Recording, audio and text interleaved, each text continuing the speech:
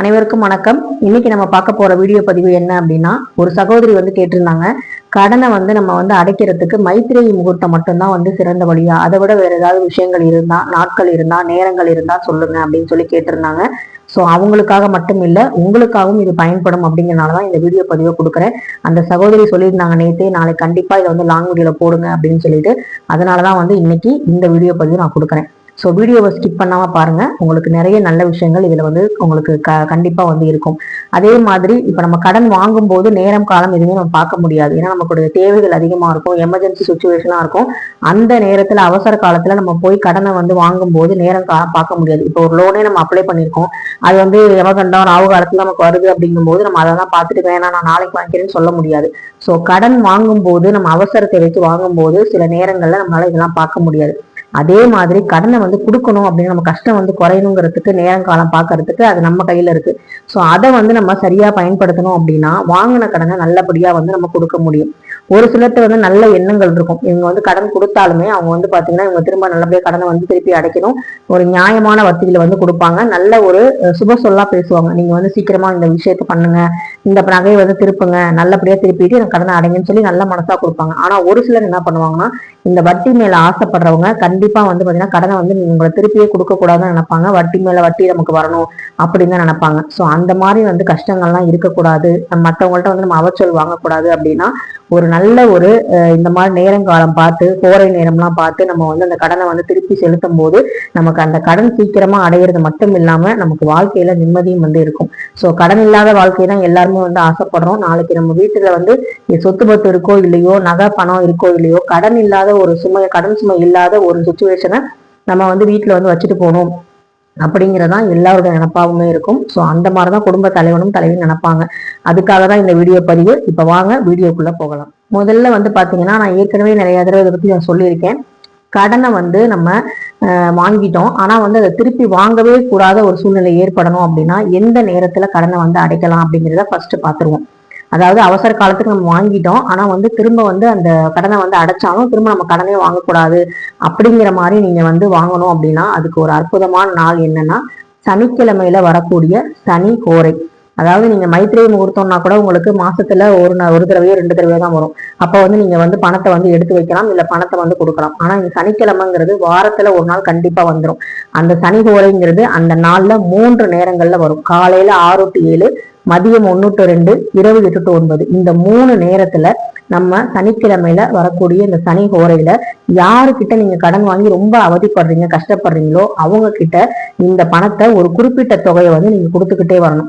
வாரம் சனிக்கிழமை கொடுத்தாலும் சரி, இல்ல மாசத்துல 2 சனிக்கிழமை கொடுத்தாலும் சரி, கொடுத்துக்கிட்டே வரும்போது உங்களுடைய கடன் சீக்கிரமா அடையிறது மட்டும் இல்லாம திரும்ப அந்த கடன் வாங்காத சூழ்நிலை உங்களுக்கு ஏற்படும். சோ அதனால நல்லபடியா நவகிரகங்கள்ல சனி பகவானை வேண்டிக்கிட்டு, அந்த நமச்சிவாயனையும் வேண்டிக்கிட்டு சனி ஹோரையில இந்த ஒரு விஷயத்த பண்ணிட்டு சாயங்காலமா போய் சிவன் கோயில்ல ஒரு விளக்கு மட்டும் போட்டு வந்துருங்க. ஒரு நன்றி கடனா, இந்த கடன் சீக்கிரமா அடையணும், இந்த வாரம் இவ்வளவு அமௌண்ட் கொடுத்துட்டேன், அடுத்த வாரம் இந்த அமௌண்ட் கொடுத்துடணும்னு சொல்லி நல்லபடியா விளக்கு ஏத்திட்டு எள்ளு தீபம் போட்டாலும் சரி, இல்ல நெய் தீபம் போட்டாலும் சரி, நீங்க போட்டுட்டு நல்லபடியா வேண்டிக்கோங்க. உங்க கடன் சீக்கிரம் தீரும். அது மட்டும் இல்லாம திரும்ப வாங்காத சூழ்நிலையும் ஏற்படும். அடுத்தது பாத்தீங்கன்னா, இப்ப அப்பாவுக்கு உரிய சனிக்கிழமை நமச்சிவாயனுக்கு, அடுத்து மகனுக்கு உரிய செவ்வாய்க்கிழமை. செவ்வாய்க்கிழமை அப்படின்னாலே முருகப்பெருமானுக்கு உரியது.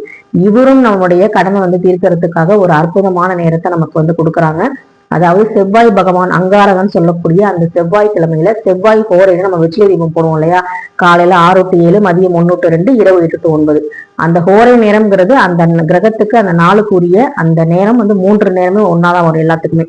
காலையில 6 to 7, மதியம் 1 to 2, இரவு 8 to 9 தான் சனி ஹோரையும் சனிக்கிழமை வரும். அதே மாதிரி செவ்வாய்க்கிழமை வரக்கூடிய ஹோரையும் காலையில 6 to 7, மதியம் 1 to 2, இரவு 8 to 9 செவ்வாய்க்கிழமை வரும். அந்த 3 ஹோரை நேரத்துல உங்களுக்கு எந்த நேரம் நீங்க பயன்படுத்துறீங்களோ அந்த நேரத்தை பயன்படுத்தி, மதியம் 1 to 2 தான் என்னால கொடுக்க முடியும் அப்படின்னா அந்த நேரத்துல நீங்க கடனை கொடுக்க ஆரம்பிச்சீங்க அப்படின்னா கண்டிப்பா உங்க கடன் சீக்கிரமா அடையும்.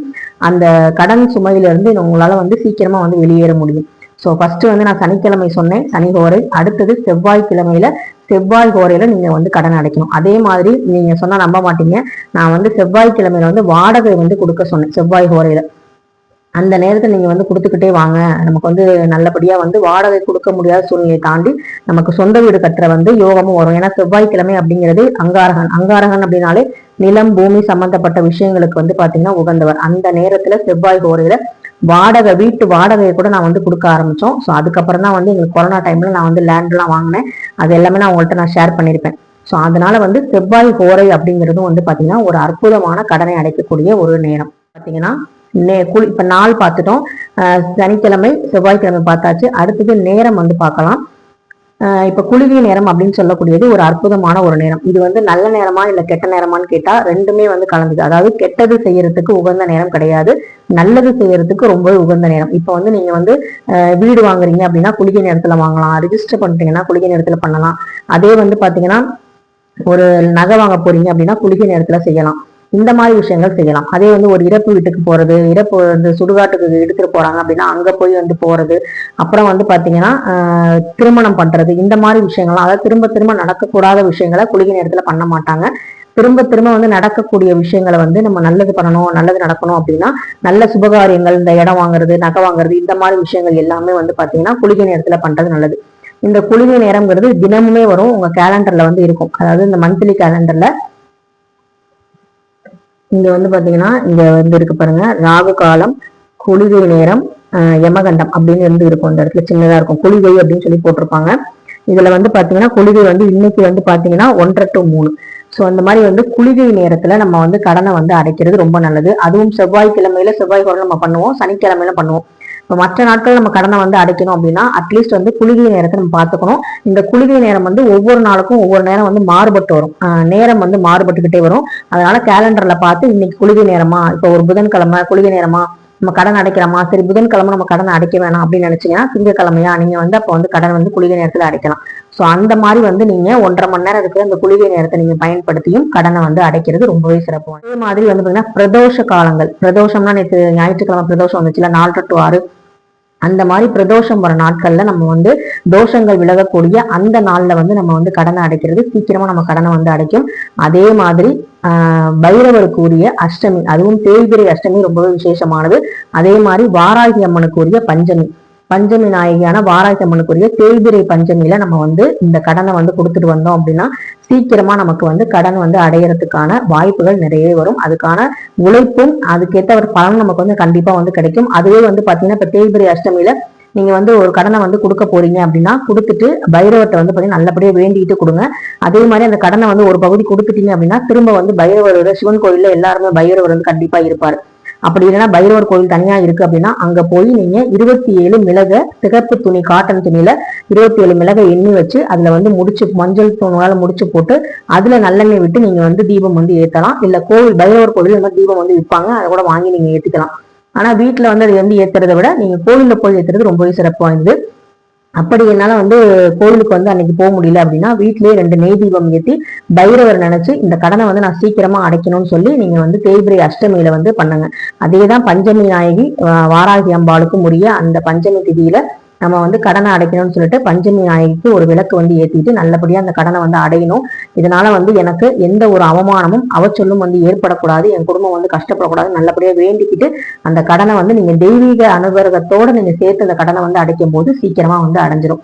ஸோ இதுதான் வந்து பாத்தீங்கன்னா கடனை அடைக்கக்கூடியதுக்கான ஒரு அற்புதமான நேரம், திதி, இது எல்லாமே சொல்லிட்டேன்.